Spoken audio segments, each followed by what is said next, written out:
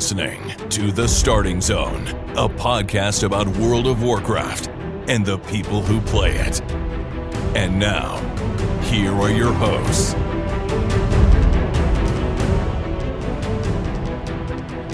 Well, hello and welcome to The Starting Zone, the podcast about World of Warcraft, the people who play it. Today is April 13th, 2023, and my name is Spencer Downey. Thank you so much for listening and subscribing to the podcast. I'm joined today, as always, by my co-host, Jason Lucas. Jason, how are you doing on this fine Thursday?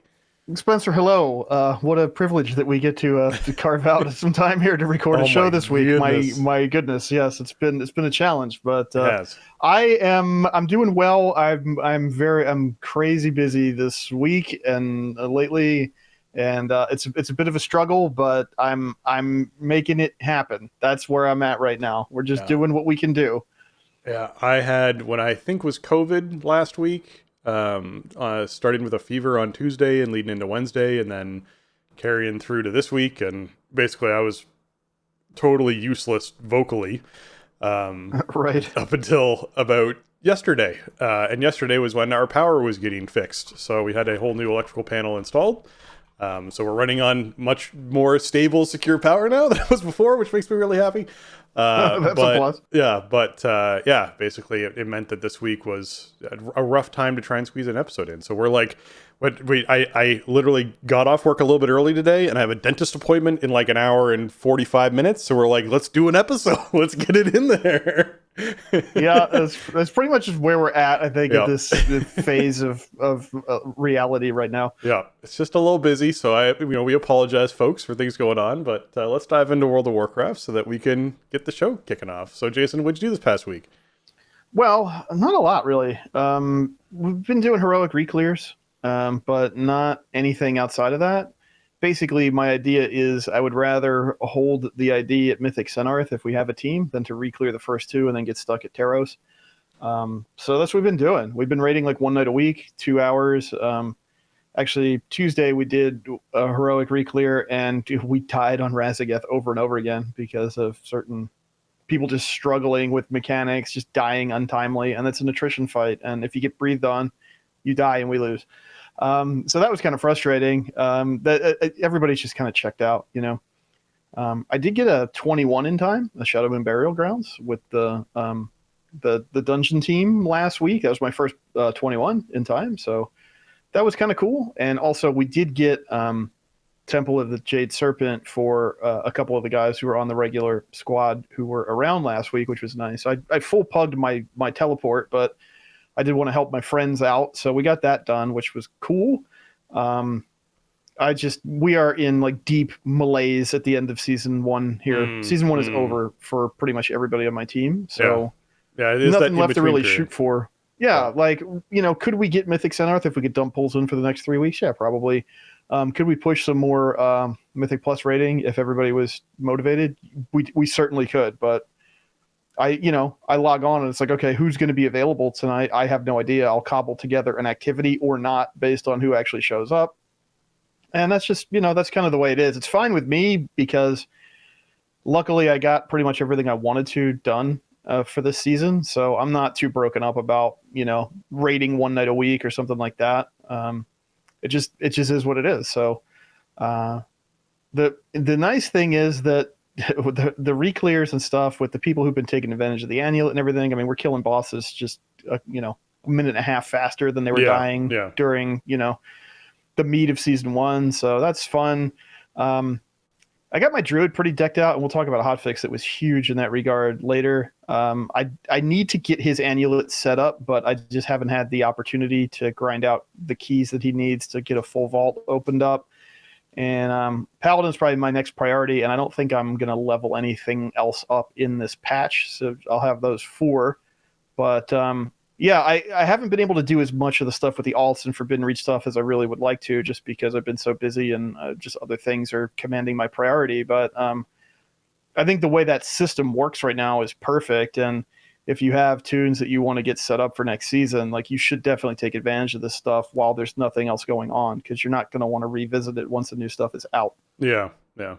As far as last week for me, time walking, still one of those fun things to go back and do, and I've actually completely forgot, but you can get the Cloud Serpent Soul the little Shadowlands reference there as one of the things you can still get from the Temple of the Jade Serpent. So that was cool, picking that up. And then obviously had that moment where I was like, I have to go to Time Lost Isle to turn this in. And I was like, wait a minute, I have a Time Lost Isle teleport. I forgot about this thing too. So use the trinket to teleport directly to the Time Lost Isle. So those people who might be forgetting that those things exist, be sure you're checking through your bags or your bank, because you might have a bunch of old teleports just sitting around from ages ago. If not, be sure to pick one up, because it's a really easy way to get that area of the world and turn in your quests and, pick up any mounts or pets or any other rewards you wanted from that. So obviously time walking is going to be different this week, and we'll talk about that in what's going on this week. So we'll jump into that right now.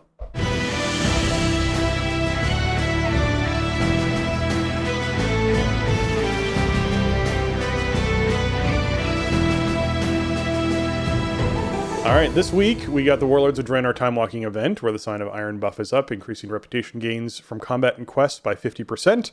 And there's, of course, Time Walking versions for characters level 50 and up of Auchindoun, Bloodmaw Slag Mines, Everbloom, Grimrail Depot, Shadowmoon Burial Grounds, and Skyreach, dropping some 359 eye level gear in the vendor selling 346s. And of course, you got to complete 5 of these to get your heroic vault of the Incarnates gear. That means it could be 411 depending on which boss it happens to roll from when it drops for you. So be sure that you're picking up your heroic vault of the Incarnates stuff from doing 5 time walking dungeons. Always something good. And as Jason was mentioning last week, a great way to level characters too. If you're someone who's trying to level stuff up, there's a lot of experience out of this for characters. So certainly something to take advantage of. World Quest bonus event is the other thing going on. So if you haven't picked this up yet this week, it is Thursday. You might want to grab this in case you're just going to knock out those 10 World Quests, get to that 2,500 reputation towards the major faction of your choice. And of course, the emissary buff stuff, increasing the gains from World Quest by 50% as well when it comes to reputation bonuses. So great week for rep if you're someone who's trying to catch up or get back into it or get some extra reward bags, whatever it is you're trying to do. Certainly worthwhile doing. Okay. Aiding the Accord this week is the one that involves you getting 3k rep and then opening one door to Zeskara Vaults. Once you've accomplished that, you'll get the Aiding the Accord completion, giving you some more reputation towards stuff of your choices, as well as some other rewards. And then dungeon quests are Ruby Life Pools and Azure Vault, and the PvP quests are Epic Battlegrounds and Solo Shuffle. So Solo Shuffle being something that's actually picked up quite a bit of popularity this season. Lots of people are diving into it. There's some tournament stuff with AWC happening around it at some point. So certainly something that's worth checking out. If you want to pick up this quest first, you get a little bit of bonus for a little bit of curiosity. So be sure you pick up this Solo Shuffle quest before you hop in and do any of that. It's a cornucopia of PvP quests to do this week. I don't think there could possibly be anything more different between Epic Battlegrounds and Solo Shuffle. You have the biggest possible BG team versus solo queuing for Rated Arena. True. Very true. All right. PvP Brawl this week is Warsong Scramble. It actually is this week as opposed to last week or next week. Warsong Scramble is this week. It is Warsong Gulch with modified rules. That's the one where the flags are placed closer. You don't need to have the flag to be able to capture the flag. Like, you don't have to have your flag in your base in order to capture your flag.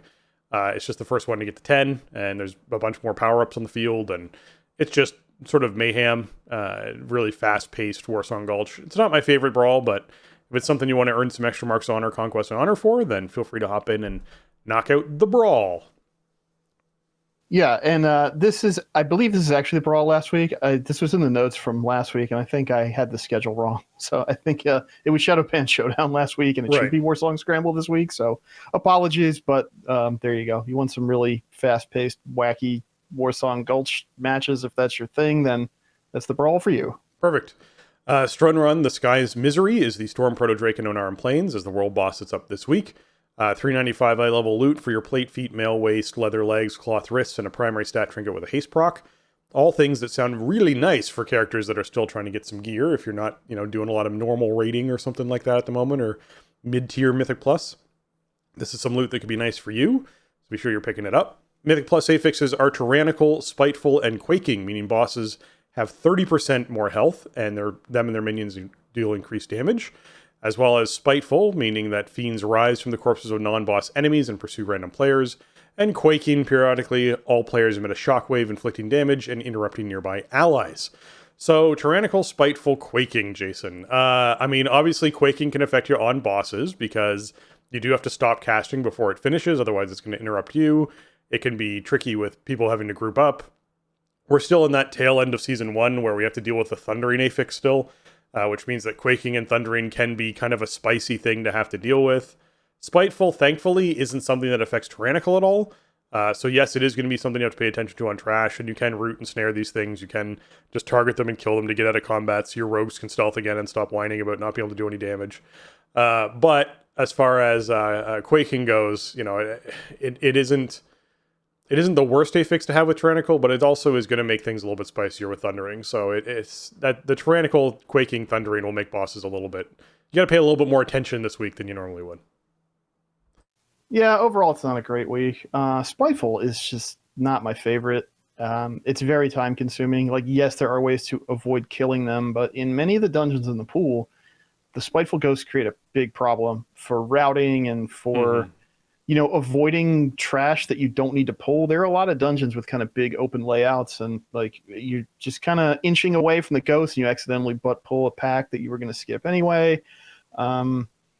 Like best case scenario, they just waste a lot of time somewhere, right? Either it's repositioning and trying to get away from them and then like typhoon them away or run away or whatever, or it's actually cleaving them down and everything like that. It's Fort Week, and trash is going to die really fast, especially if people are, geared up at the end of the season, using the amulets, etc. But so you can move through trash kind of fast until the ghosts come out, and then everything kind of grinds to a halt. That's frustrating. Quaking and Thundering suck together. Like, Quaking is really annoying for casters, but also like the positioning requirements and trying to like take advantage of Thundering in some way, and then dealing with Quaking and dealing with the way some of the bosses in this pool work. It creates an extra layer.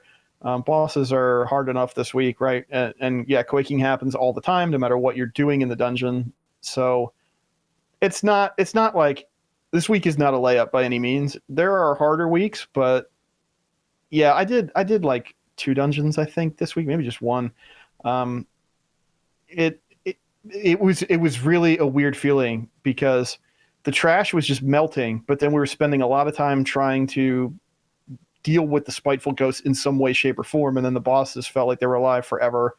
And yeah, the Quaking. I mean, I did like a Court of Stars, right? And think of the last boss on Court of Stars with all that area denial, and then you have Quaking and Thundering on top of it. It's just like there's just too many layers. So I don't know. I think it's a real mixed bag this week. It's certainly not like the absolute worst combo you could see on Tyrannical Week. I'm not really sure what my least favorite Tyrannical combo in the pool is right now, but yeah, I don't know. There is a lot going on inside the dungeons this week. There's a lot of positioning requirements and stuff, and that's not always the most fun thing to deal with, because inherently the enemies are going to have some kind of frontal or some kind of AoE or some kind of area denial or something that you have to deal with on top of all this other stuff. Like, there's only so much space you have to perform a combat against either a trash pull or a boss or whatever. So I don't know. It gets a little obnoxious. I mean, if you're just solely pushing for rating, do keep in mind, like,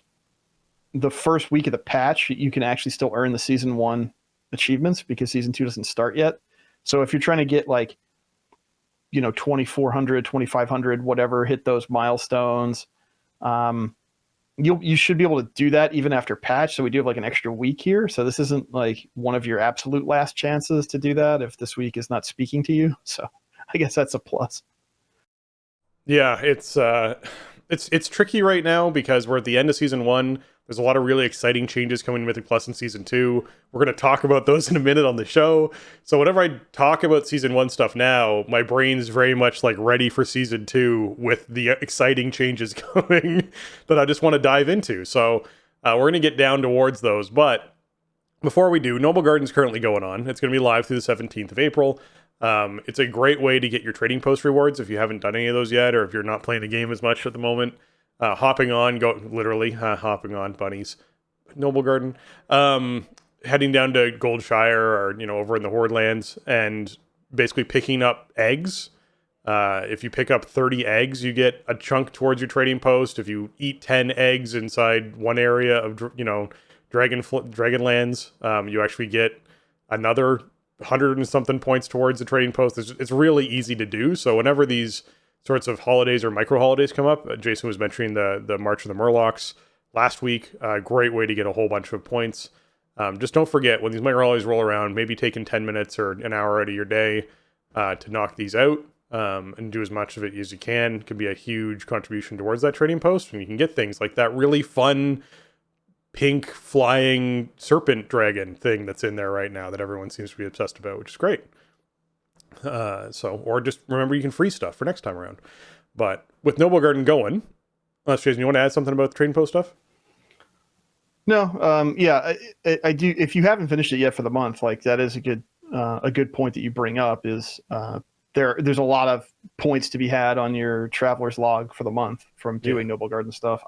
Noble Garden has long been like my least favorite holiday because the actual activity that you do is kind of mindless. Like there's really not a lot of gameplay there. You just kind of stand there and click eggs. They made them like group loot now too, so you can like group up with your buddies and get them faster, I guess. Yeah, it's not even just that. The eggs themselves take time before they despawn, and multiple people can loot them before they despawn, which is also really, really nice. I remember way back in the day, it was first come, first serve. If you didn't click that egg first, you did not get that egg. Whereas at least now you can have like people swarm one egg and everyone goes away with something and it goes away 2 seconds later. That's nice. Yeah, I would always go to the Night Elf area because there'd be fewer people there, so there'd be less competition for the eggs. But yeah, I don't know. I won't be doing this, even with the new toy and everything. Like I do like collecting the toys, and I think they have some really cool ones. And this one is great. Even it's just so silly, and it really does kind of work with the spirit of the holiday in Dragonflight and in the Dragon Isle specifically. But I don't know, man. Standing around clicking eggs just to grind out for the toy doesn't seem like a thing I want to do with my time right now. Yeah, but, I will say it took me 10 minutes to do, so that was the nice thing about it. Mm-hmm. Yeah, that's pretty good. Yeah. But yeah, it's it is one of the shorter ones though. It's only a week, so if you have any interest in this stuff, make sure you go get it done. We only got a few days left. Yeah, definitely. All right. Of course, also the Ember Court stuff. If you're someone who is still trying to get Ember Court and all those sorts of achievements done, every time these micro holidays roll around, Ember Court gets bonuses towards the reputation gains for all of your friendship stuff back inside Shadowlands land. So feel free to head back there and do some of that if that's something you're interested in. Hot fixes for the live game currently. There's some developer notes around Unholy Death Knights where they actually went in and basically gave them a big old buff. So if you're someone who was worried about your unholy DKs, guess what? You might be re-looking at that spec because it's got a nice little damage buff across the board. Pretty much a lot of things getting 10% or 20% damage increases.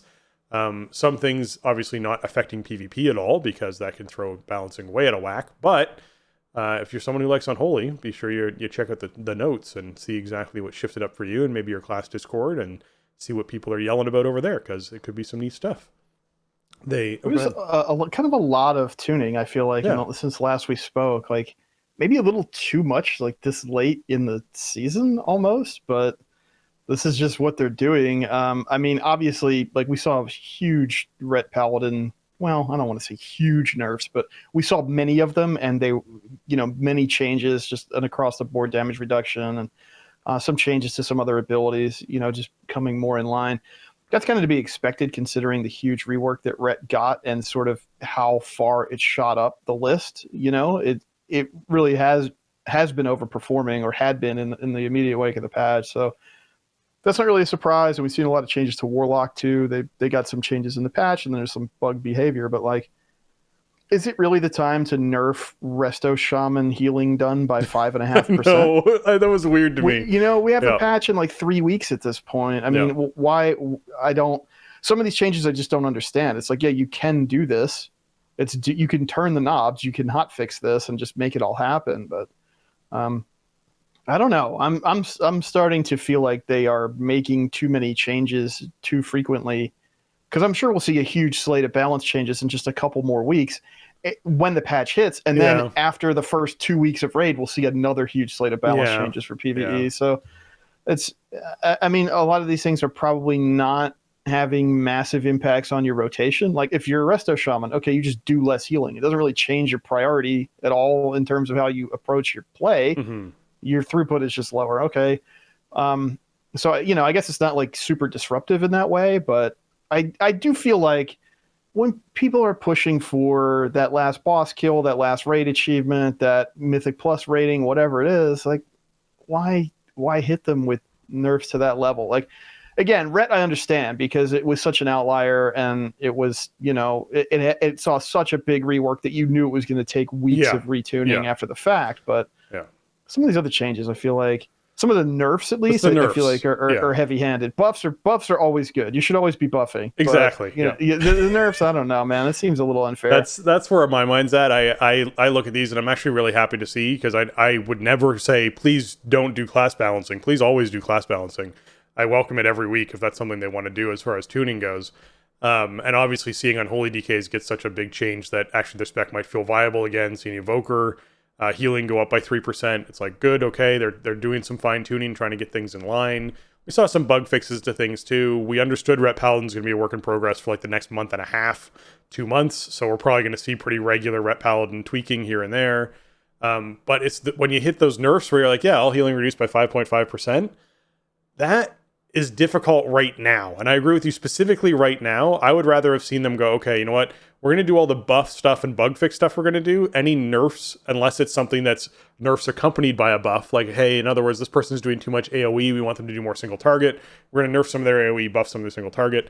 That kind of stuff to me I can see happening, but just straight up healing reduction on Resto Shamans, I think could have been left until 10.1 came out, and actually given those players the rest of this patch to sort of enjoy that extra 5% healing that they're doing before it comes. Even putting out a post saying, hey, this is coming in 10.1, here's our PTR notes, and in the PTR notes we're going to be nerfing Resto Shaman healing by 5.1% or whatever it is, 5.5%, would be a nice heads up so that they can be mentally preparing themselves, this is coming. Or they get on the forums and start protesting and showing why that shouldn't be nerfed by 5.5%. But anyways, we'll see what ends up panning out from this. I'm just with you when it comes to, I'd rather see the buffs than the nerfs when it comes to end of patch stuff, with teams trying to get that last kill or finish up whatever objectives they might have for Mythic Plus or other things out there.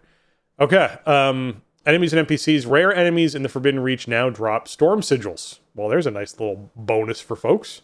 This is huge. This totally changes the game, and this was sorely missing for the first couple weeks of 10.0.7, because now you have a way to take your tune out to Forbidden Reach and just kill rares when they spawn. Just do the lap, just kill every rare that spawns. You can get storm sigils from a rare you've already killed in the same day. It's not like a once a day thing. You need these to take the vendor gear from 359 to 385. And once it's at 385, you can catalyze it and turn it into a set item. And then you can use the item to upgrade it to 395. So the first couple weeks, we were in a spot where you're totally at the mercy of whatever random armor class token dropped when you killed a thing. You could buy the stuff for the elemental overflow at 359 out there, which was nice, but then you were kind of stuck with it.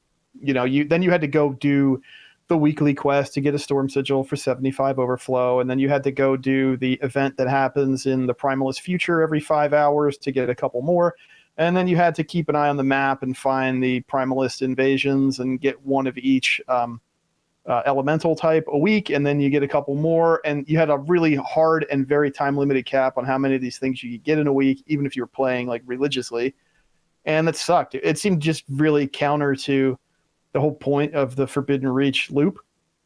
And I was really glad they patched this in the other night.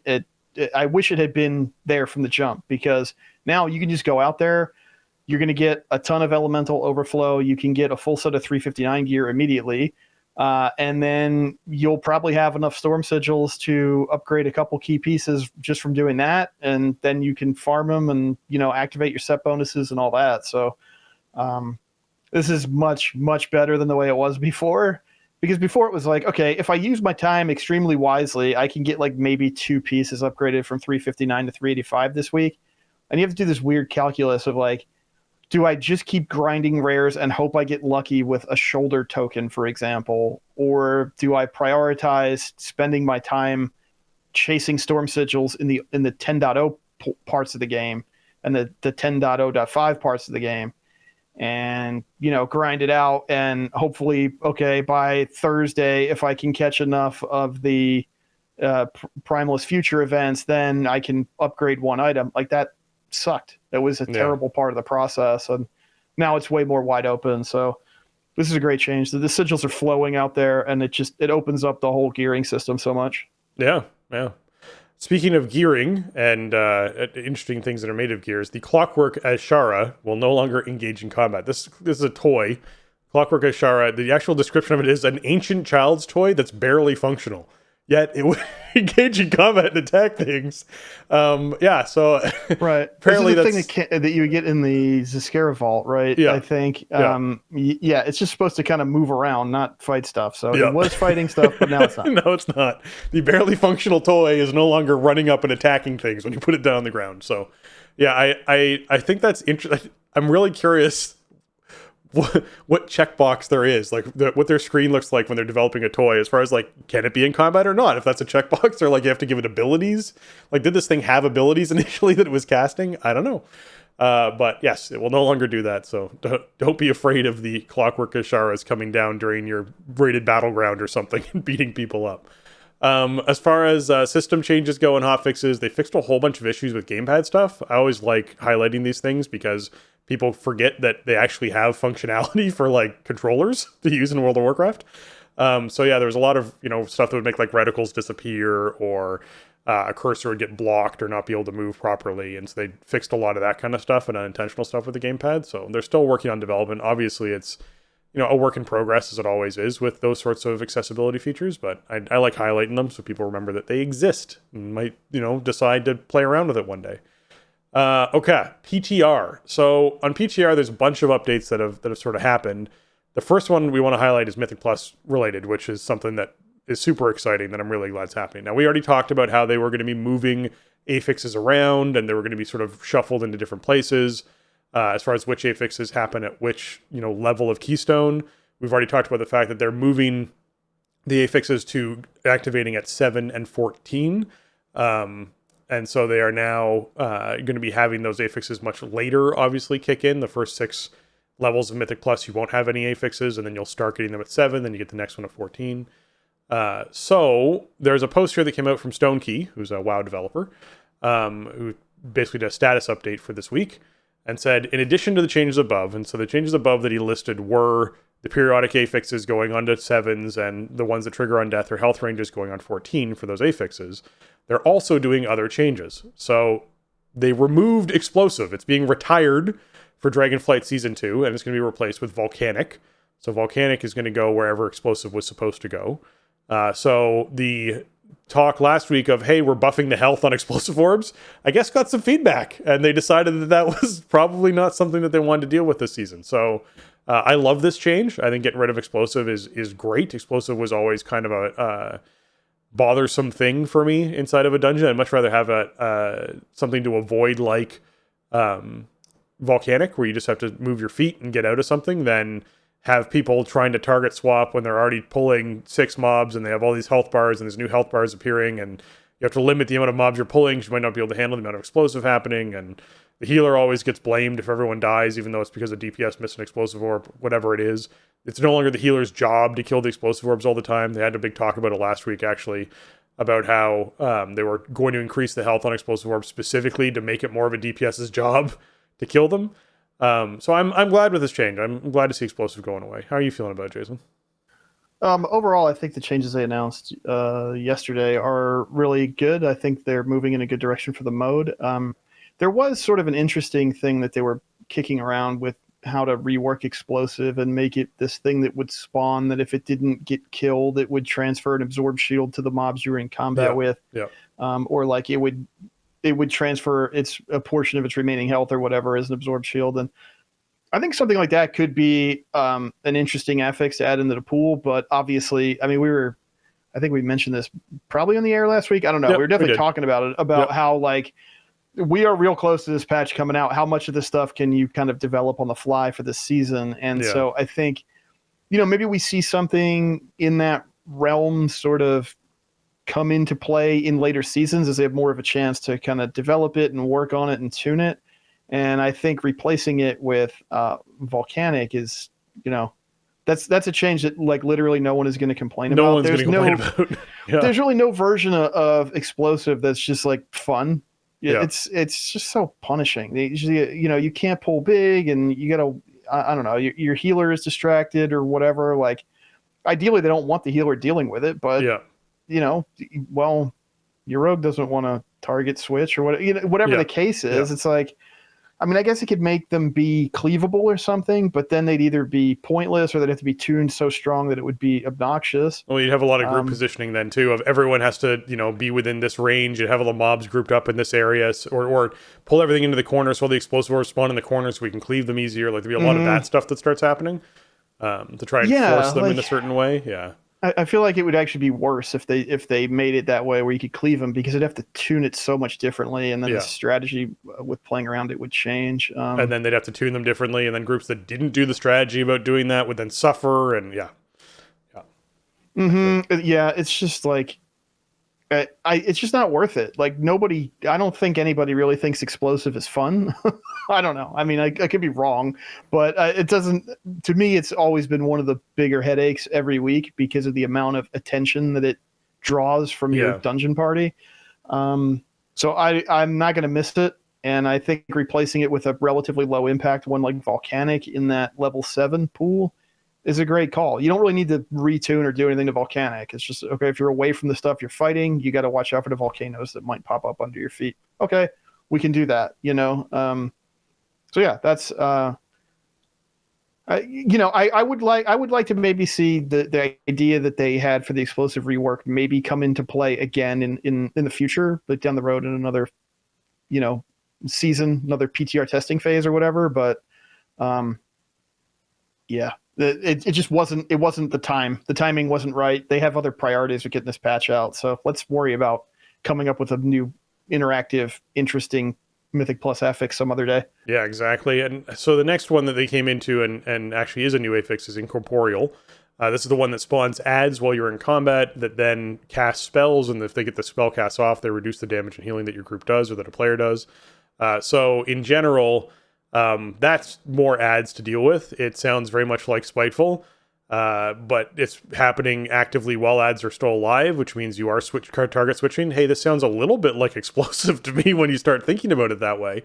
But what they've now added as a change to it is that these incorporeal beings will now fade away once you've actually killed all of the non-incorporeal beings, which means, hey, if you can find a way to CC these things or just keep them sort of locked down or have a good interrupt rotation happening on them, you can just kill the normal ads and these things just go away, which I think is actually a neat strategy, kind of like counterplay to them, is if you have a good enough way of CCing this on a big pull or something that's happening on a big pull, even like you do a big pull and your plan is to rotate AoE stuns or fears or that kind of idea that you normally would do, if these are hitting the incorporeal ads, so they aren't getting their casts off either, you can just brute force your way through them, which I think is a neat aspect, because you will see people timing out cooldowns to do that on very particular pulls, and it won't affect the group overall in a big way, but it is still something new to look at. So I like this change in Corporeal. I think it's a way of adding counterplay, which I think is fun. Yeah, and before, like, if one spawned right when you're at the end of combat, then you'd have to stand there with it. They last, I think, for 20 seconds or something. And so if you get like a last second spawn, you have to just stand there and bonk it until it despawns. Like, that's how it did work. So yeah, this is way better. One thing we really don't like around here is Mythic Plus affixes that persist when combat ends. We don't want that. So good change, necessary change. It was either that or like make the duration that they last way shorter, but then I think that makes the whole concept pointless, right? If these things only lasted like 6 seconds, well, so you just interrupt them once or soft CC them once or whatever, and they go away. Like, okay, that's not really like, and it doesn't really add any texture to the gameplay. Yeah. Or like you make it so that, I don't know, it casts so fast or something that you have to watch it so closely that there's no margin for error, and that's not fun either. So the despawning behavior, I think, is good. Yeah. Okay. As far as entangling goes, they did in fact reduce the snare effect on it by a bit.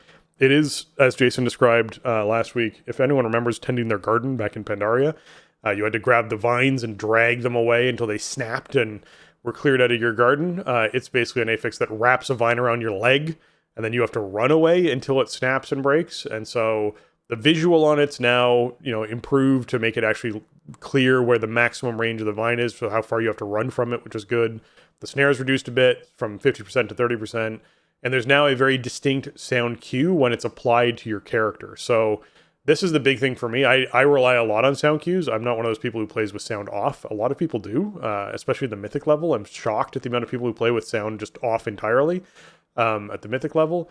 I rely on audio cues for things a lot of the time. So this having a distinct sound, I think is great. This is it's something I think they should do more often. I would love if there was a really distinct sound when a explosive orb had spawned. So you really had players aware of, hey, an orb just spawned. I should turn and target something. That would be great. So I like this. I'd do more of these things. This is good. Yeah, I mean, I think I haven't played PTR, but one of the initial complaints I heard about Entangling was it was too hard to tell when it was up and everything like that. It's just too hard to see it underneath everything else you were fighting. So I think stuff like this should help a lot. If you hear the entangling sound and then you can see the range that you need to get out of in order for it to snap. Plus, it's a huge nerf to the snare effect. Yeah. Going from 50% to 30% is massive. So, when they first kind of announced how this was going to work, I was like, okay, well, this seems fine. It doesn't seem like this is going to be a real game changer. Like, you just have to move out of this radius a bit. And that seems to be the intent. I think with the tuning and kind of the, the graphical support and audio cues that they're adding, it should make it like an annoyance and not this thing that, totally ruins your dungeon combat experience. It's like, okay, move, 8 yards or whatever this way. Okay, fine. Yeah. And some of that stuff is part of why they have PTR, right? Is to be able to kind of rough in this thing for people to play and then go, okay, this needs, it needs more, graphical support. It needs more sound support, right? Yeah. Like, okay, here's the idea, check it out. Okay. Oh, now we can add these layers onto it. So yeah, I mean, I haven't had a chance to play with it myself, but I'm not looking at this going, oh, I don't know how I'm going to deal with entangling, especially like I have a snare breaker, do I want to use Avatar specifically to break an entangling? No, but if an entangling's out and Avatar's almost up, then that's a nice combo, I can just do that.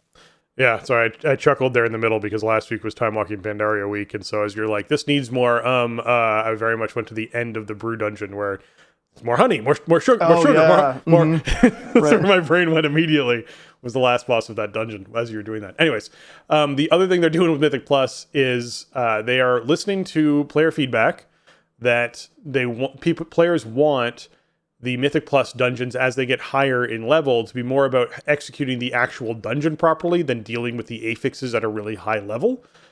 So we're seeing things like Afflicted, the new Afflicted Souls affix that's coming in. Their health is no longer going to scale over level 20. Spiteful Shades, again, health and damage, not going to scale anymore after Keystone level 20. So we're seeing that start to be one of those cases where they're scaling back some of these affixes that get out of control, which makes their job easier, which I think is smart because you have less things to deal with over 20 if you're doing your tuning. If these things are not changing as well, you don't have to factor that in. So I think this is very smart for them development-wise as well. As far as raging goes, we're seeing it now actually grant an immunity to crowd control for the last, for 20 seconds when it reaches 30% health, as opposed to increasing its damage done. So I think that's another great change that we're seeing happen. I assume this is still something you can soothe. I'm assuming it's still an enrage effect that happens. If it's not, then that's fine. I still think overall this is actually a really nice change to see happen, where it's not, oh, if you happen to get 2 or 3 mobs below 30% health at the same time, your tank could explode. It's more along the lines of, oh, you know what? Once something gets below 30% health, you really have to focus that thing down. If it's a caster or something that, is going to hit the tank hard or whatever it is, because you cannot CC it. You can't stun it or slow it or do anything to it once it gets below 30% health. So I like seeing that change to raging. I think it's very smart. Yeah, I think overall it's good, but could be really scary with certain mobs that need to be stunned or something when they have some gnarly cast. So that could be a little spooky. But, that's just going to be a different thing to play around. You do have those problems with raging as it currently exists, where even if you have soothes in the group, Yeah. If you're cleaving a pack and a bunch of stuff gets buffed all at once and it all smacks a tank on the same swing timer, Yeah. you're going to get hurt. You might die easily, and yeah, you could soothe it off or whatever, but that requires a lot of coordination between the people that can do it. And, obviously you're probably not going to be soothing every single mob that enrages at the same time immediately before they damage the tank. Right? Yeah. Like you're going to take some raging damage. So I think this really sort of changes the outlook of what this affix is. It's going to change the way that we approach dungeons on Raging Week for sure. Yeah. I think it might be more of a thing where you want to pick a target and maybe, you have that thing that needs to be stunned because it has a gnarly cast, and, you have somebody who's assigned to like stun it at 32% health, right? And then you try to just nuke it down before the next bad thing happens. Or you're waiting until the next bad thing happens before you push it below 30% health. So you can get that interrupt or get whatever it is and put them on a clock where they're not able to cast it again before you kill it, because you're going to burst it down. So you're like, okay, hold off. Okay, there's the cast, interrupted. Here we go. Right? That could be the thing that you're doing. Yeah, that doesn't sound too bad to me. I think it's going to be a different thing to manage and a different way to think about it. But I think overall it will make like most raging mob packs easier to deal with. And it might create some puzzles that we have to solve a bit differently. Yeah. Bolstering is also getting a rework here, although not in a major way as far as what it does, but in a major way as far as what it does. I guess is the best way to put that. What it no longer does. What it no longer does, it's true.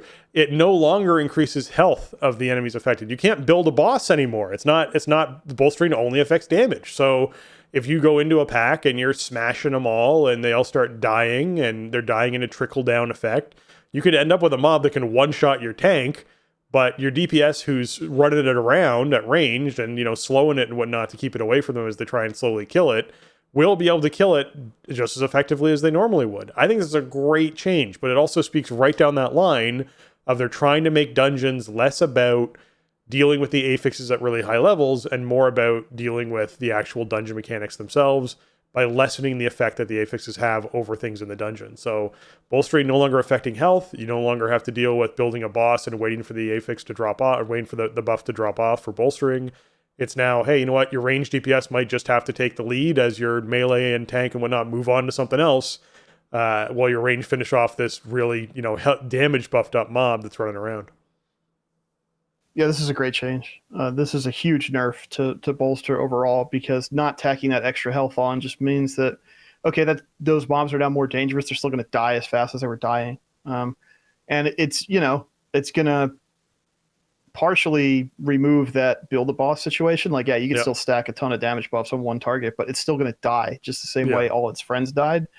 And that's huge. I think it also just like changing up an affix like this also opens up the way they can kind of populate dungeons and how we can pull, the mobs that are in them and stuff like that. It just opens up the space a bit more, because maybe you don't care about stacking a ton of bolsters on one thing because you wanted to kill a bunch of stuff that you wanted to be dead, and then your tank just needs to like hit a button. That I think that's fine. I kind of like that concept because it gives you more flexibility for how you approach the pulls in a dungeon. So I was really surprised to see this. I think this is a huge nerf, to the system of Keystone Dungeons overall. It takes this thing that could potentially be a huge dangerous time waster and really sands it down. This brings it well in line with I think the rest of the affix pool. So I love it. I'm glad that they are tuning these affixes way again. This is something we talked about a lot. One thing they did for this expansion is they cranked up the per rank scaling. A 2 to a 3 is like way harder in this expansion than it was before, and a 9 to a 10 and so on. And so if you're going from like a 15 to a 20, the scaling really gets way harder going, multiple ranks compared to the way it used to be. So, by extension, I think the rotating affixes should be sanded down a bunch. The main thing is the enemies are going to just be naturally harder. So the other stuff should be, more manageable, just drawing less of your attention away from actually defeating the enemies in the dungeon. Agreed. The last affix here that got tweaked was Sanguine Ichor. So Sanguine in general as an affix used to last 20 seconds in the puddles, which we were all rejoicing about, that it was no longer this like 1 minute long thing that sat on the ground that you had to avoid. It's down to 20 seconds. It was amazing. It's now 12. Got brought all the way down to 12 seconds. Man, this is great. The nerf to 20 seconds was huge. This is obviously not as big of a nerf, but like I feel like 12 seconds is like trivial. Yeah, you know, you're not going to have sanguine puddles up from the first thing you killed in a pack by the time you're moving on to the next thing. So, sanguine's not really like a fun affix. It's just sort of a thing for your tank to keep in mind for positioning and stuff. But this gives you way more wiggle room, I feel like, to recover from maybe a mistake or not really an ideally positioned puddle. So another really good change. I mean, looking at this overall, I think the goal here is they want the affixes to be like hurdles you have to deal with, but they're not things that are, crushing your experience in the dungeon. They're things you have to pay attention to. They're things that require counterplay, but they are not the star of the show overall in terms of the Keystone Dungeon system. Yeah. All right, as far as classes go in PTR notes for 10.1 that's coming up, Leech rating now gives 25% less leech stat. In other words, you will need 25% more leech stat in order to actually get 1% leech. That's what they're basically saying. So this is one of those cases where I cannot get out of my head that there's one or two groups of people that sort of ruined this for everyone else. And those were the groups that were doing Mythic plus 20s without healers, because they were just taking in 40 PS and they were all loaded with leech. And they were not needing to actually bring a healer along, because essentially it's marginalizing the healer's role, is what they sort of talk about, where essentially players are able to heal themselves for so much based off leech that it then removes the need for the healer to actually do things inside a group. So the silver lining to this, folks, is if you had a talent that actually gave you leech, so if it said, hey, gain 2% leech as this talent, that talent is remaining at 2% leech, which makes it that much more valuable to take. So all of those talents and abilities inside of your skill trees that you're putting together are way more valuable now if they just give you flat leech percentage as opposed to leech rating. Leech rating itself has now been devalued by 25%. So just be aware of that as a change that's come through. This leech has always been massively helpful for healers, especially inside a mythic rating role. So this will affect a lot of things going forward as far as how intense fights can feel healing wise. I imagine they'll be tuning around it to a certain degree. It is weird to tune around a tertiary stat, but it is one of those stats that I know people could get 9 or 10% of, if not more. And I've seen people get a lot more before, just through really lucky circumstances, which is a huge amount of self-sustain. So I get this change coming in. I'm glad it doesn't affect percentage-based skills and talents, so that makes those talents that much more important and valuable for players. But it's always sad to see a nerf come through like this. Yeah, this is not great. I feel like this, like you can't really get leech on purpose on gear for the most part, right? Like it's a lucky roll, and it feels a lot less lucky in the wake of this change. I mean, leech is a huge part of the warrior kit at this point. Like I think, I have multiple leech talents throughout my class and spec tree, and it's sort of a part of the way that they solved prot warrior, self-sustain is just adding a bunch of leech. So if you could do more damage, you can stay alive longer.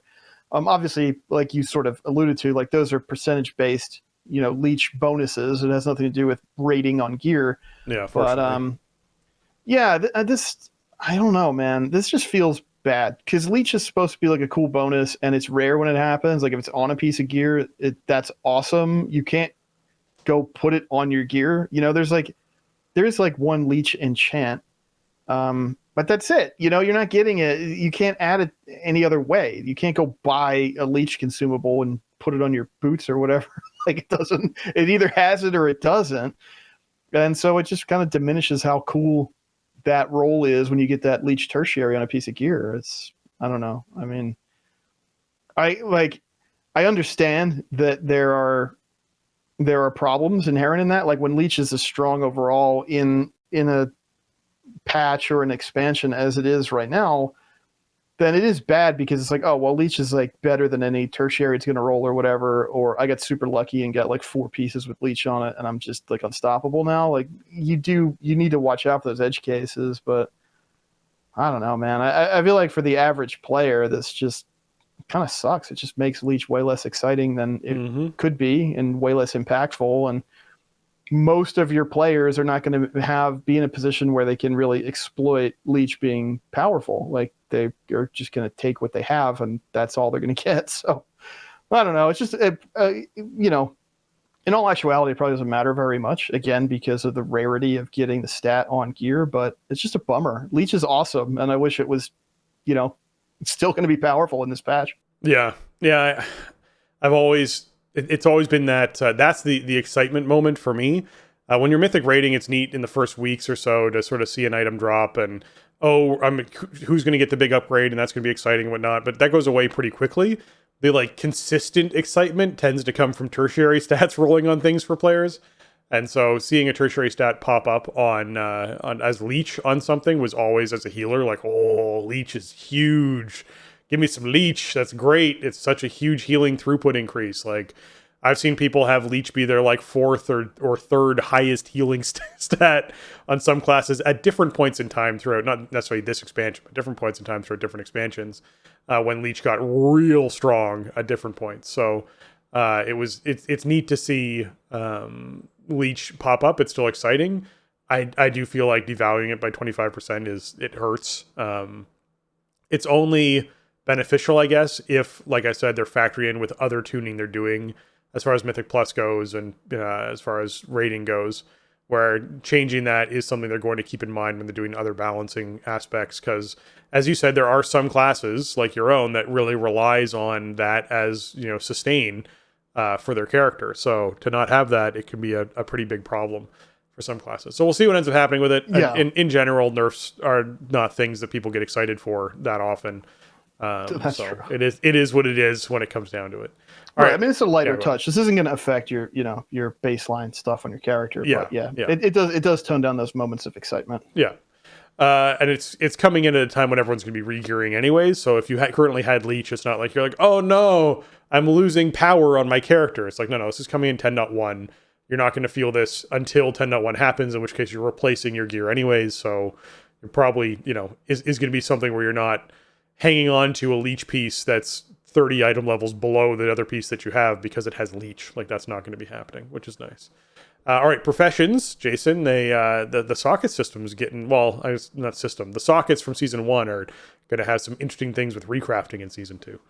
Not really interesting, more like sad. Yeah, sad well, things. they're interesting in the way that the change to bolstering is interesting. Yeah, exactly. Yeah, thank you. It's the same kind of deal. Yeah.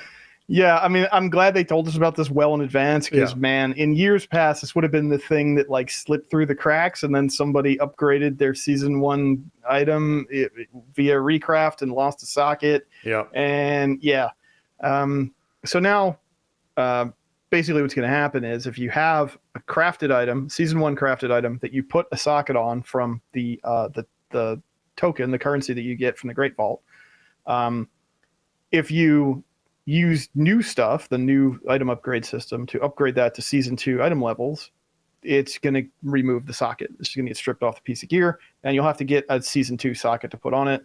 There is a warning prompt in the UI associated with it, so it's not going to be a surprise. Yeah, I think this is okay. Like, it feels kind of bad because you have this thing and it's done, right? You're socketed. Yep. Bang. I finished this slot. I'm 418, 421, 415 socketed. Okay. But, this is in line with what they've done recently with sockets. Like, kind of since they figured out how they wanted sockets to work in Shadowlands, where it's like, okay, you can get them on these specific spots. You can get them from these specific sources. Go forth. It's always a seasonal reacquisition thing. And, okay, I got new bracers for the season. I have to put a new socket in them. I guess the legendaries didn't really work that way, but... I think this is to be expected. I'm just glad they told us about it before people started breaking their gear. Yeah, the heads up is really big. What I'm happy about is we don't have to reacquire things other than the socket, which isn't hard to do when it comes to Great Vault. You just have to make that decision if that's something you want to do as far as your tokens go for the week. You don't have to and I guess the other factor for me is they aren't just phasing out crafting, right? Like the biggest thing about end of season 1 in previous expansions, which is why we've been so excited about the profession changes for this particular expansion, is you just stopped using crafted stuff. That's what just ended up happening. Season 1 would be the only time where you actually used things that you crafted like this outside of legendaries when it came to Shadowlands, which had their own problems, which we won't get into right now. But you just would stop using them. So at least in this situation, you can recraft, which is great, to upgrade the item to season 2. And, if that means that it becomes a season 2 item, typically with every other system, when you have season 1 and season 2 items, you had to reapply sockets using the Great Vault stuff anyway. So voila, it's just a similar system. I love the warning prompt that they're going to throw in for it. I'm glad, as you said, they got the information out early. So this is good overall for me. I'm happy with this. We're slowly moving towards actually doing the thing I want them to do with the UI. The in-game mail font has been changed to improve its legibility. I'm very happy that they did this. It's been a long time that this font's been there. I've never understood why they didn't add the ability to add more fonts and choose which font your character's going to write in. I thought that might be a nice thing to be able to do. Oh, that would be cool, yeah. That would be really great if they added in like 4 or 5 different fonts and you could pick which one you want to write in. However, at least they've, added in the ability to have more legible font now when you're writing inside World of Warcraft, which is nice. Yeah, I mean, this is one of the oldest things left in the game. It is. We say that sometimes. We've been saying that a lot as they've kind of put a new coat of paint on everything. Yeah. Somebody sent me an in-game mail last week about raid attendance, and I was like, man, yeah, the mail still looks the same as it did. Yeah. And the font is like very, it's very ornate, and it's sort of the kind of font that Blizzard would use in their games in like the mid to late 90s, and it doesn't look great on modern displays, and it is hard to read. It's very thematic. It looks like something that would be in an RPG, but probably time for that to get a once-over. I do like the idea of having like unlockable in-game mail fonts. Unlockable mail fonts, man. Like, so I don't know. How much would we really use that? It would be a cool idea. Why is it that a troll and an orc and a tauren and a gnome all write the same? Like, let's get into this a little bit from a role-playing game perspective. That makes zero sense that all of these beings out there would all have the exact same type of writing. I think it would be awesome if they added in 4 or 5 fonts and just went, okay, you can choose which one you want to do when you write a letter. And if you're going to write, a little bit less neat and tidy, or you're going to print really properly, like you're doing schematics type of printing, then let them do it and let them do multiple fonts inside one letter. So you can actually differentiate information if you wanted to by using different fonts. Like, I think that would be a great thing to look at for the in-game mail system. But the piece that I'm hinting at that they're slowly moving towards is that chat window. I still want the in-game chat window to get a major overhaul as far as how messaging works, to be able to actually type in a message that's not limited by the strict characters that it is, but even worse so, not limited by how much you can see inside of the window at any given time. Why does that not expand in any way when you're typing messages? Why is it one bar that as you type, the first words that you've typed slowly move off of your screen and you have to use the arrow keys to scroll back through to see what your first words were that you were typing inside your message? I dislike all of this. That's all very bad. So I want all of that system revamped. And if they're slowly working their way towards that by doing font updates on mail, then great. Continue working towards the thing that I want you to do, please and thank you. That would be wonderful. It could be, it could all be steps on the road to an improved chat experience. But yeah, I don't. It's so funny because it just occurred to me like last week. Man, I can't believe they never updated the way the in-game mail looks. Not that I dislike it personally, but it is weird that it never got updated. But then it ended up showing up in the updates anyway. Yeah. Okay, Jason, we've arrived with enough time to talk about the class set acquisition retrospective and changes that they did in 10.1. So Scarizard did a fairly large blog post for folks, speaking specifically around basically how people acquire set items, sort of a retrospective and the changes to it and what's happening with it. Starts off by saying, hey everyone, with 10.1 on PTR and raid testing in full swing, we wanted to catch up. This is, by the way, it's like 3 weeks old. I think might be 4 weeks old at this point. I think it's probably 4, something like that. It's been a couple weeks, but luckily this is all 10.1 stuff specifically. So even though this is a great post and it's very informative, it made sense to backburner it because 10.0.7 was cranking up and we were getting into all that stuff. And this is stuff that has no impact on what we're currently playing, but will matter coming up with the patch and the season roll. Yeah. So we wanted to catch up and talk about reward updates coming in Embers of Neltharion. This will include changes we're making to the Revival Catalyst, class set acquisition, raid rewards, as well as some of the history behind how we've arrived to our current approach and how those philosophies have evolved over time. This post will already be pretty long already. So for now, this is going to focus entirely on class sets and the Catalyst, how we got here initially, how things are today, and what they'll look like soon. And keep the raid talk into a different post coming soon. All right, so they're going to be talking more about raid changes in retrospective later on with a different post, which I think is also exciting to catch up on. So first off, let's talk about the Revival Catalyst, formerly the Creation Catalyst from Zereth Mortis, and how we got where we are today. Early in 10.0's development, we knew we would keep the Catalyst unlock timing of 6 weeks after the season begins, which certainly wasn't the most popular decision, but let's talk about why. Generally speaking, when iterating on a system, we try to be careful of not making too many changes at once, so as to better discern and analyze the impact of those changes individually. And with something as big as the Catalyst, making too many changes at once could jeopardize our ability to balance its place in the gearing ecosystem in the future. If we'd made it unlock even 1 week earlier and discovered that that was a mistake or didn't align with our goals, it would be even more disruptive to players to say, oops, and rewind it back. So let's talk about what, so before we move on to that, next part, agree entirely. I know Jason agrees entirely with this too. It's way harder to take something back once you've given it to players than it is to sort of let some tension off later on for players to actually be able to experience something like this better.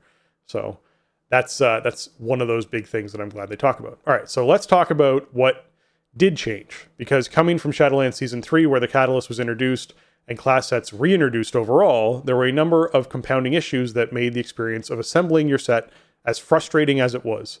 These complicated factors were Sepulchre of the First Ones. Oh man, I was about to do Sepulchre and I remember what I used to say, but Sepulchre of the First Ones as a raid was notoriously more difficult than intended. This meant that even very competent and committed guilds found it hard to take down Lehuvim, Halandris, and especially Anduin that first week. Okay, so on top of this, Sepulchre released in segments Lords of Dread and Rygalon, two very challenging bosses sporting class set tokens weren't even available for people who did clear in the first week. Yeah, because they released it all in segments. You couldn't even do it in the first weeks it was out, so you couldn't even get those set pieces. The special trading requirements that existed in the world of personal loot. In Raid, you needed equal or better item level in a particular slot to trade an item.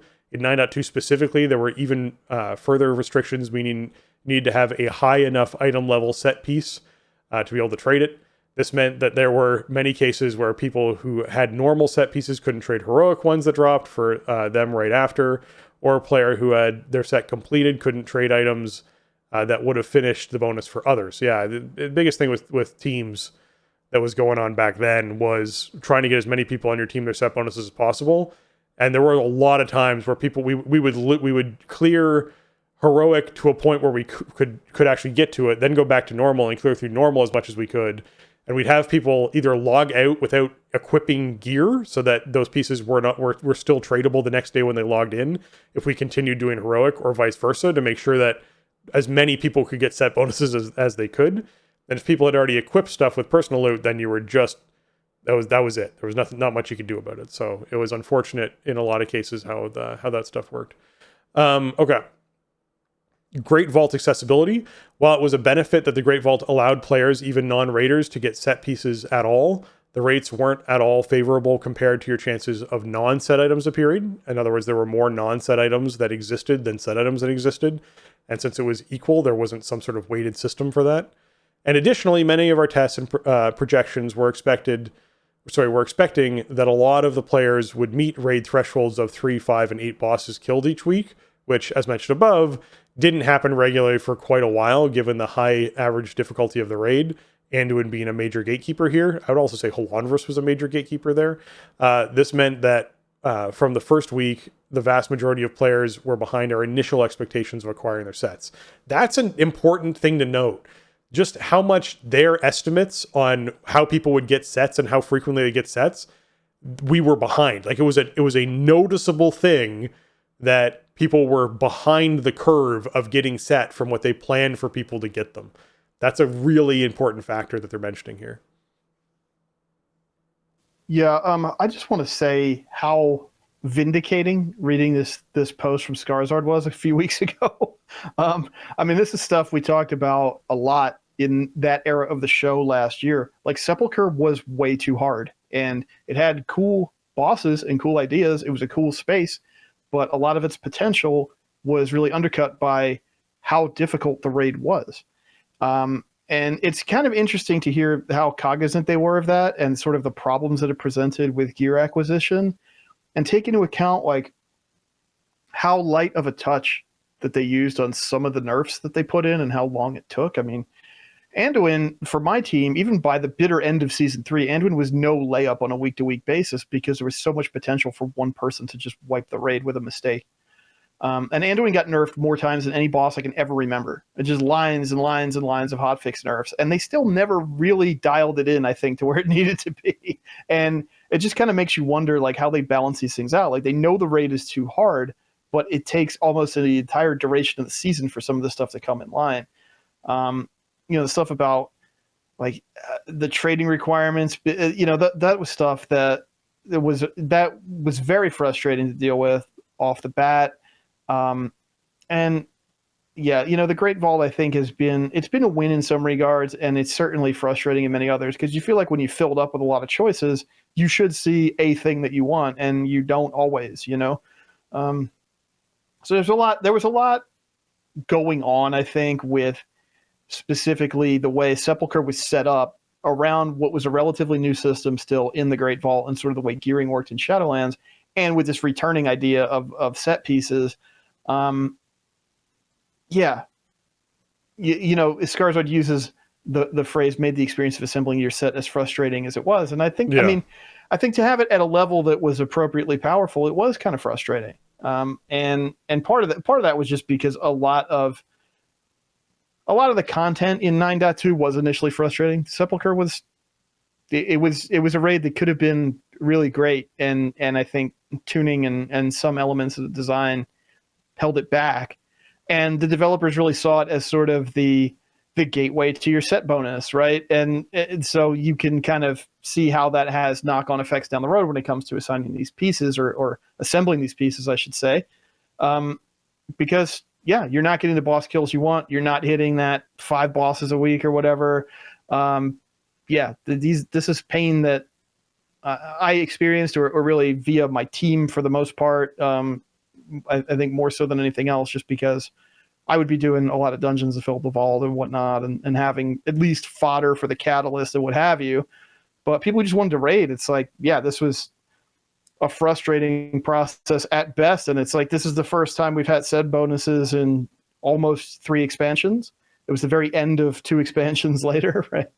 And you wanted that because it was cool and it was powerful and you wanted to be competitive. And yeah, there's just a lot of hurdles. And, back in the day, there was hurdles to assembling a set, but we approached the game a lot differently back then. The mentality was different. The expectations were a lot different.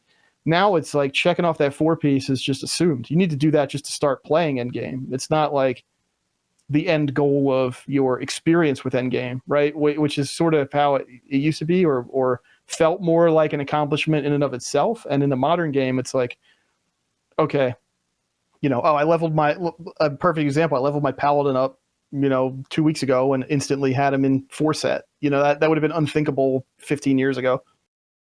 Yeah, it would have been. Okay, so continuing the post. So what changed moving into Vault of the Incarnates in Dragonflight Season 1? Well, all trading restrictions for items were removed.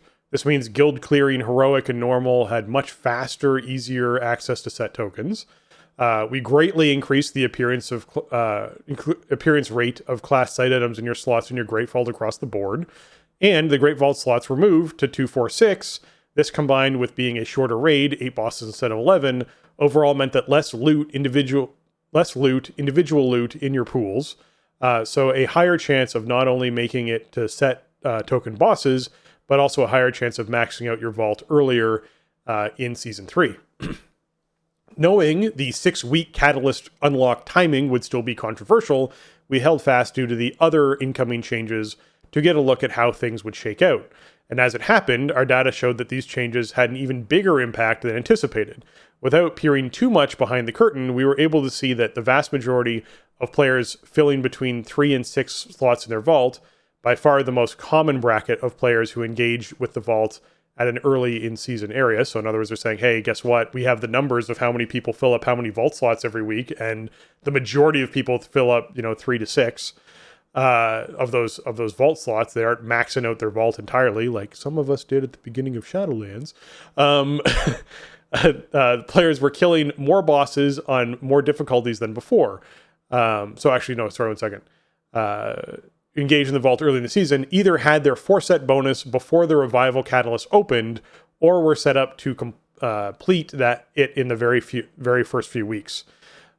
Players were killing more bosses on more difficulties than before, which led to more vault slots and more gear trading, which in turn led to progressing deeper into the raid earlier, which continues the positive loop of more players getting geared faster.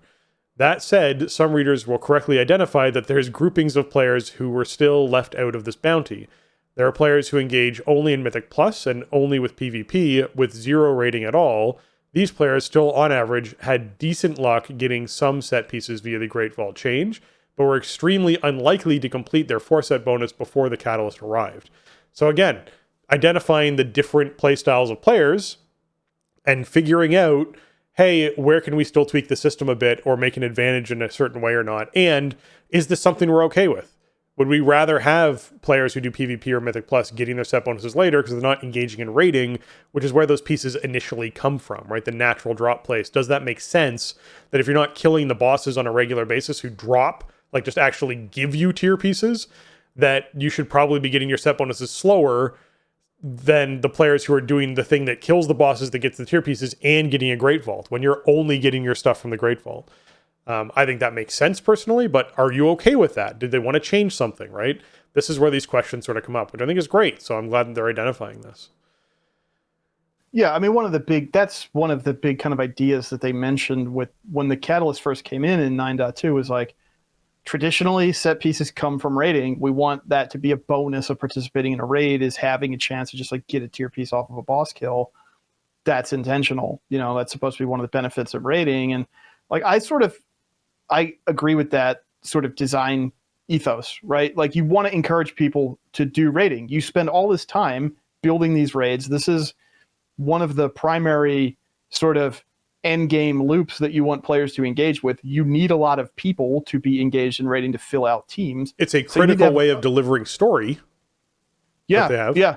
It's a thing that keeps people invested in the game and invested in a social dynamic within the game. And so having power rewards that are interesting is, I think, vital to the rating system overall.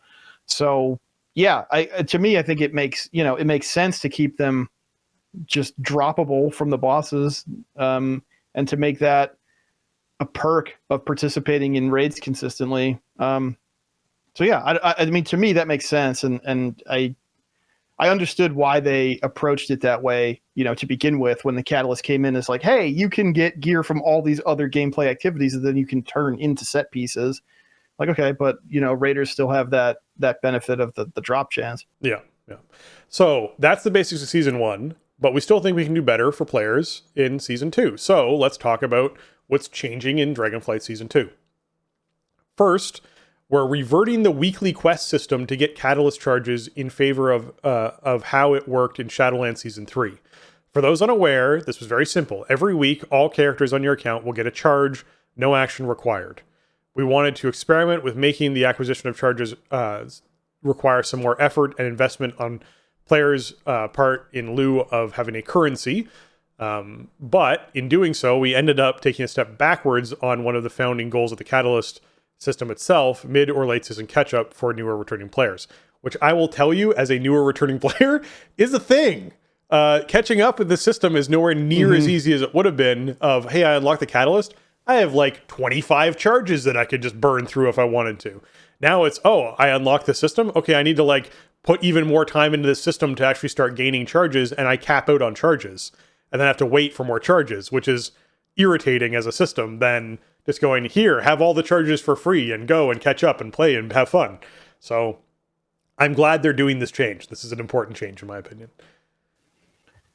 Yeah, I think experimenting with the account-wide, weekly quest to earn a charge just wasn't it. It's just not, it doesn't feel good. It requires a little bit too much management or like weird stuff like, okay, it's the beginning of a new week. Let me log in on all 5 of my characters and kill the world boss before I do anything else. Like it's just pointless. I don't know. I don't think it's really, it hasn't improved any part of the process for me. I don't like it. So I'm glad it's going away. I was perfectly fine with, hey, this is just a global thing. Every character in existence gets a charge at the start of every reset week. Cool.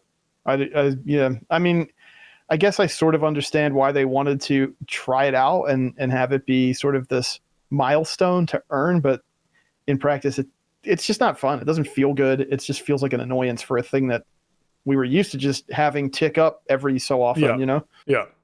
So the quick hits on how Dragonflight Season 2 will work are thus. Upon the Catalyst opening, all players will receive a charge for every one of their characters. These function as the same as they always have. If your main spends a few to convert items in the early season, this doesn't impact your alt or any other characters you make in the future. Unlike in Shadowlands Season 3, there will be no cost associated beyond the charge spent. No, Cosmic Flux, no Dragon Isle supplies or Apexus crystals. If you've done the work to obtain a convertible item, that's enough for us. So, you don't have to worry about getting up currency. That's great. I think that's a great change. I think this makes a lot of sense as a catch-up system. Super here for it. Keep it going, guys. Yeah, this is great. Cosmic Flux was initially kind of a real sticking point if you're trying to get multiple characters going at the outset of Season 3. It just felt kind of pointless. It's like my charges are already time limited, right? I have to wait until Tuesday. At the time, it was 1 charge a week. So I got to wait till Tuesday to get my next charge anyway. But, I also don't have enough Cosmic Flux, so I just have to like run around and farm that up or whatever. And eventually they put in like the bind on account item and stuff to move it around. But I don't really see the point. The whole point of the way the Catalyst works is time limiting it, right? So why not just have that be the limit? I think that's fine. I don't really understand what benefit having a currency to using your time limited charge adds to the process. Yeah. So second, they're adding a new seasonal achievement, tentatively titled Dragonflight Season 2 Master. In Shadowlands Season 3, this was a special item that upgraded all your conduits. In Dragonflight Season 1, it was a cosmetic that gave you access to all the previous Mythic-only visual effects for all the colors for your class set appearances. They're keeping that style achievement and reward moving forward, but want to experiment with more seasonal milestones to hit as you progress towards your goal, and here's how it's going to work. In Season 2 Master is awarded after clearing Aberrus, the Shadowed Crucible on heroic difficulty, obtaining 2200 Mythic Plus rating, or 1800 rating in PvP. Doing so awards a character with a Draconic Mark of Mastery, an item that can be turned into a vendor for any heroic level class set item of your choice. This can only be earned once per character, but is available the day Dragonflight Season 2 begins. The item received from the mark is also fully upgradable with the Shadowflame Crest and the Flintstones, Flightstones, like all items in the Universal Upgrade system coming with this patch. So they're giving people basically bonus loot for something if you happen to crank out Mythic Plus rating really, really quickly. I'm kind of about this, to be honest, because getting a piece of loot that... I guess like piece of loot has to be really valuable for me to essentially make this be something that I want to get. So if this, I guess because it's fully upgradable, I guess it is valuable because you'll be able to push it as high as you want. I feel like this should be at least heroic item level, if not mythic item level piece of loot that you're gaining. And then does the upgrade really matter that much? Anyways, it's a cool idea. I like that they're giving people a reward. I like that it's in day one, and I like if people want to push to 1800 PvP rating, which is probably the easiest of these three things to do in the first week. I mean, maybe for some teams, killing Aberrus of the Shadow Crucible would be easier on Heroic, but 1800 PvP rating is much easier to get than 2200 Mythic Plus rating. Then yeah, I think people will get a benefit out of this, so that'll be nice. But yeah, you're turning it in for any heroic class set item, so you're just getting a heroic item level class set piece, which I guess helps people get a jump set on their class sets for this new tier. And so I guess they'll see how that plays out as a new tool for people to play with. Yeah, it's interesting. I mean, they've sort of had this problem, if you want to call it that, of trying to figure out how to incentivize this like high level play, right? Yeah. The conduit upgrade item was very strange in Shadowlands. Like, I got it and I wanted to get it. I mean, but it existed really because we mentioned it. I just want to put that out there. Yeah. It only existed because we brought it up to the game director at the time going, hey. No, not that one. That was the one. That was the ketchup one. The ketchup one, I know. Yeah. But the ketchup one came before that one, just as a clarity. Yeah. Like, no, the one to get like the maxed out conduits, which like nobody cared about. But yeah. You know, like I wanted to get it, but like it wasn't a big deal. This time they went with the cosmetic thing, and like I like it. I mean, adding the special VFX on the non-mythic colors, or being able to toggle it off on the mythic colors if you want. Like, that's cool. It kind of adds a unique element to your transmog collection, but it's relatively low impact. This is weird. I feel like most players are not going to want or need this item by the time that they hit these milestones. Yeah. So I don't know. It's something. I mean, I guess, yeah, for those players who are, like really dedicated PvPers, or if you have a dungeon, I think it is going to be easier to get 2200 Mythic Plus rating out of the gate to start season 2 than it was like in season 1. Just because we already have a lot of optimized gear, we have a lot of power with, the craftables. With the Annulet might still be good at the outset. Just some of the tuning changes that have happened and everything like that. Like, yeah, you know what? I could kind of see maybe getting 2200 Mythic before I have every single heroic set item I could possibly want, but that seems like a stretch. And I think for a lot of raiders, it's going to be pointless, because if you're clearing heroic Aberrus, then you probably fall into either one of two camps. You either need to gear up through the point of being able to do that, which means you probably have your heroic or above set already, or you are actually aiming at mythic prog and you don't really care about the heroic item because you're getting better items out of killing the mythic bosses on the way up anyway. So it kind of lands in a weird spot. I mean, yes, it's upgradable with the crests and the flight stones. That's cool, but I don't know. Overall, it seems like not an amazing reward. I mean, like you mentioned, I think maybe for PvPers it's the best, because if all you want to do is PvP, then you really don't have a lot of access to set pieces. You're not going to drop a set piece off of an end of match PvP chest, right? Like, they come off the bosses in the raid. So that might be who it really benefits, and it's sort of, for raiders, it's really probably not super interesting. For dungeon players, it's okay. And for PvP players, maybe it's a little more attractive. Yeah, so they go on to say this achievement rewards serve as a few functions. We're interested in adding a non-raid method of obtaining a guaranteed set item for those players we mentioned previously. Exactly what you're talking about. Hey, we want a guaranteed way for Mythic Plusers or PvPers to get a guaranteed piece, right? Additionally, we're interested in testing the waters to see how players feel about being able to earn relevant power rewards for their progress and performance within a given season. For the most skilled and coordinated players, this token will be something they could earn within a matter of a few days or even a week.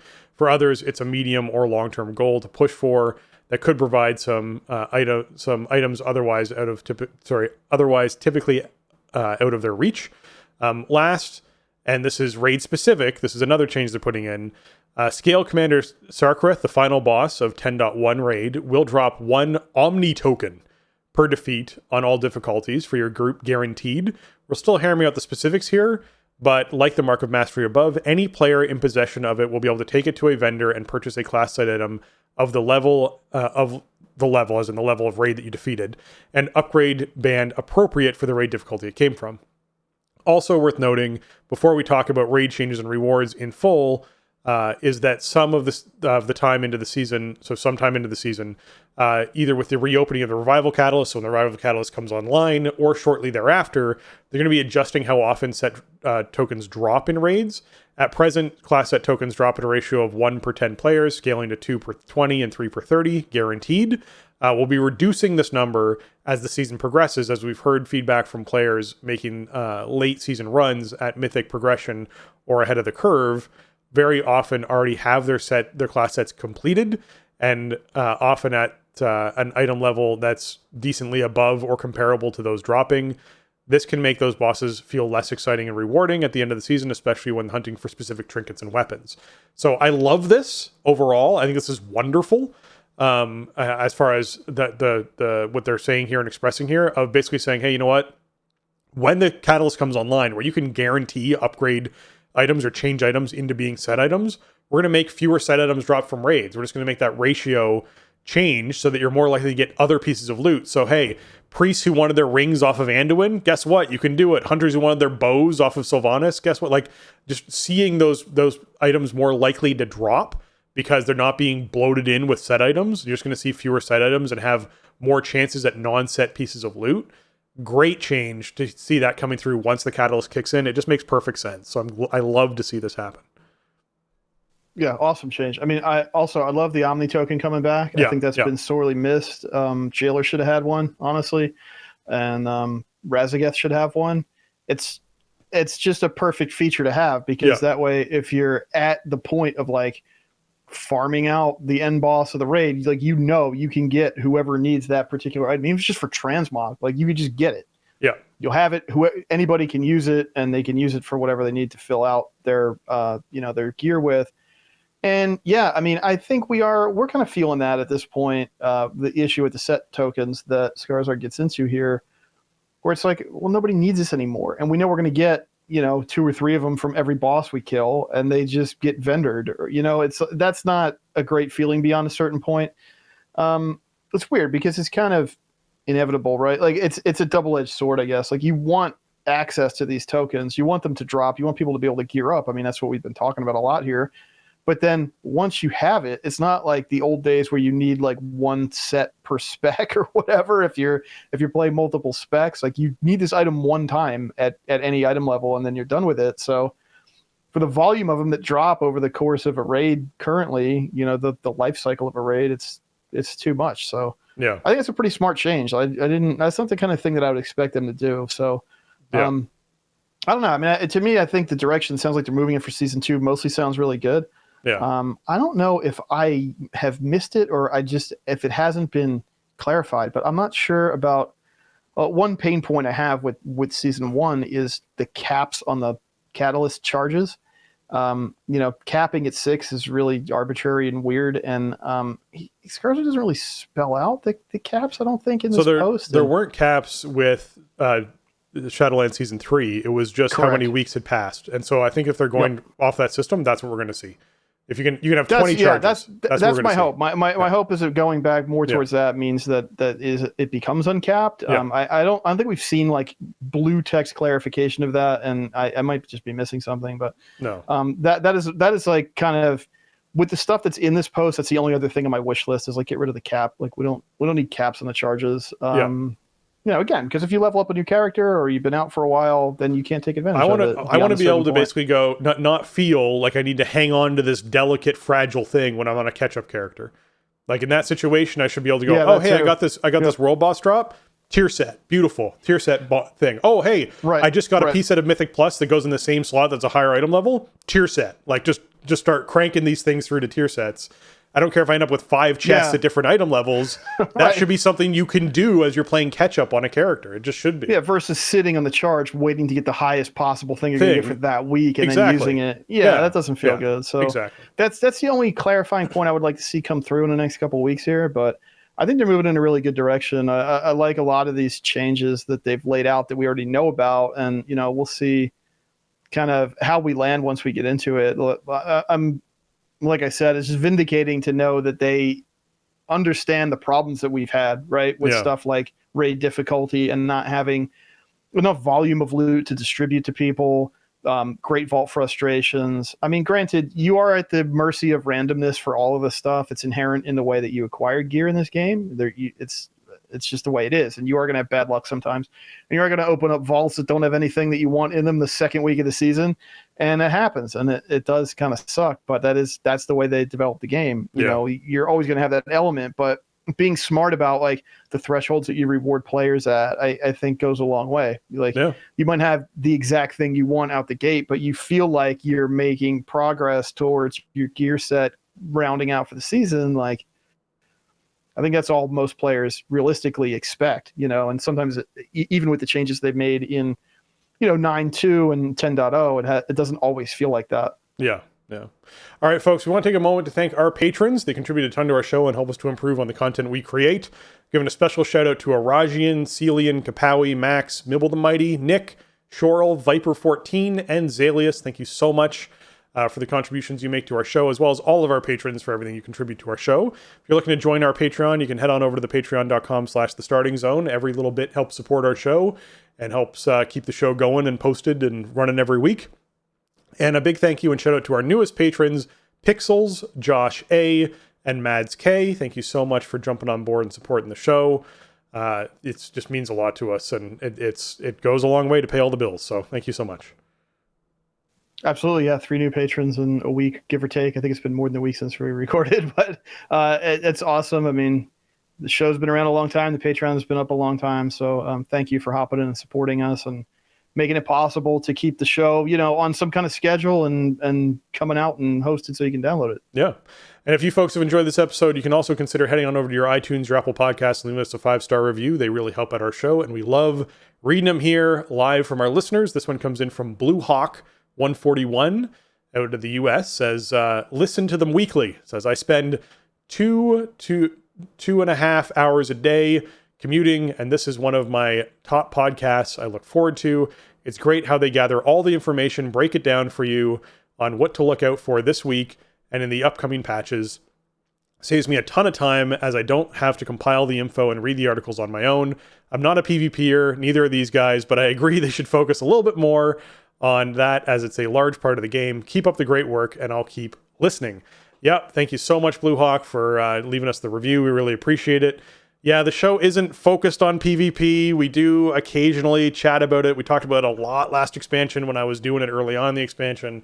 I haven't been doing it this expansion, and it's not Jason's bag, so we just don't talk about the things we don't know about that much. And so we'll look at maybe getting a guest on or something inside the PvP world and see if we can, you know, highlight PvP in an episode for someone at some point. It might be fun.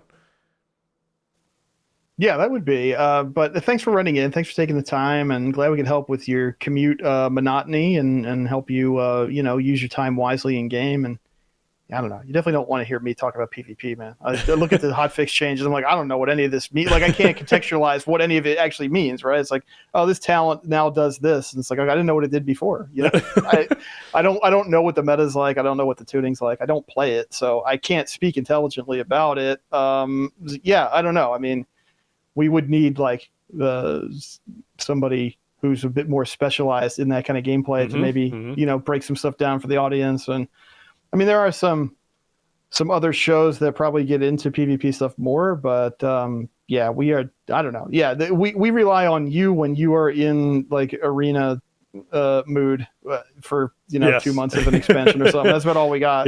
Yeah. All right, that's going to wrap up episode 573 of The Starting Zone. If you want to check out show notes for this episode or leave us a comment on the show, you can head on over to thestartingzone.com, the official website for The Starting Zone podcast. If you want to contact the show and leave us your feedback or ask a question, you can email us at thestartingzone@gmail.com or reach out to us on Twitter, or you can hit us up on Discord at thestartingzone.com/Discord. You can join into our Discord there and chat away with us. If you want to get your hands on some TSE swag, you can find some gear over at TeePublic. That's teepublic.com/stores/thestartingzone. And Jason, where can folks find you on the internet? Best place to find me is always over on Twitter. You can find me over there at Shieldwald. And you can also find me streaming WoW on twitch.tv/Shieldwald and youtube.com/Shieldwald. Although I think we might be on a little bit of a stream hiatus here until the season starts up. You know, the stream raid schedule, dungeoning is very light right now. So that's usually what I stream. And if I'm not doing too much of that, then there's really no streams happening. But you can find the channels over there, and I will be live when it makes sense to be. And then we got a couple more weeks here. We still got achievements to do in Vault. We'll stream that, and then we'll be well into 10.1 and season 2 pretty soon. Nice. If you want to find me, you can find me over on Twitter at Spencer_Downey, or over on Twitch at twitch.tv/SpencerHD, or on YouTube at youtube.com/@SpencerHD. And with that, for Jason and myself, we want to say thanks for listening, and job's done.